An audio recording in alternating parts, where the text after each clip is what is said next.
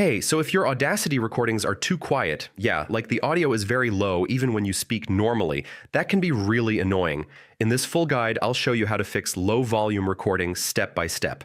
First, increase your microphone input level. I mean, low gain is the most common reason for quiet recordings. Next, go to Windows sound settings and make sure your microphone volume is turned up there too. Now, make sure you're using the right microphone. I mean, sometimes Audacity picks a weak or wrong input device. Yeah, distance matters a lot.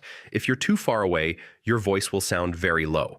Now, Windows audio enhancements can sometimes reduce volume automatically. Turning them off can help. Yeah, you can also increase input gain directly inside Audacity to boost recording volume. Now, switch audio host between ME and Windows WASAPI. I mean, this can fix low input detection issues. Yeah, outdated drivers can reduce microphone performance. Updating them can restore normal volume. If nothing works, try another microphone.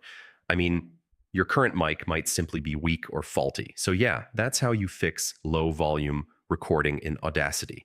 Most of the time, it's gain settings, wrong input device, or Windows configuration. Try these steps and your audio should sound much louder. Thanks for watching. Hey,